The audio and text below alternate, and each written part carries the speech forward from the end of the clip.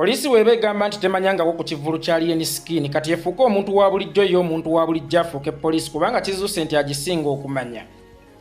Omuntu wa bulijjo amanya ati ekivulu kya Alien Skin nga polisi y'eggwanga eddamba tokimanyiiko. Ye abaffe polisi mbuuza ki ekyali ku Freedom City ku 31 Desemba omwafiira abantu bwe mwakimanyaako lwaki abantu baafa. Kitegeeza n'okumanya kwammwe n'obutamanya bwammwe tebirina bye bituyambira nga ffe bannayuganda. Kubanga mwe mulinga ng'oluyimba omutali bigambo mu bufunze temubaamu terulina mugaso. Mulinga ng'embwa etayigga ng'ate eri amagumba. Ye gwoba olemeddwa okumanya ekivulu kya Alien Skin ekibadde mawulire nkusuubire nti okumanya omutujju agenda okutuusa obulabe ku bantu b'olina okukuuma. Nkusuubire nti eyo mumanya nga n'ekyali mawulire ogamba tokimanyiiko. Uganda Police ne Fred Enanga temutukunamira wamma tusisinkane ku Freedom City olwokutaano buno. Bino si byakuwangula concert, bino si byakuwangula.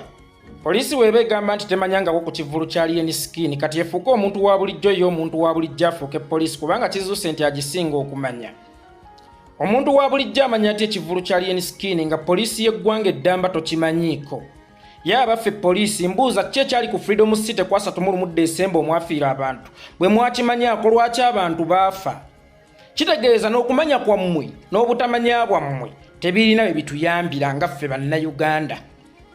Kubanga mwe mulinga ng'oluyimba omutali bigambo mu bufunze temubaamu terulina mugaso. Mulinga ng'embwa etayigga ng'ate eri amagumba. Ye gwoba olemeddwa okumanya ekivulu kya Alien Skin ekibadde mawulire nkusuubire nti okumanya omutujju agenda okutuusa obulabe ku bantu b'olina okukuuma. Nkusuubire nti eyo mumanya nga n'ekyali mawulire ogamba tokimanyiiko.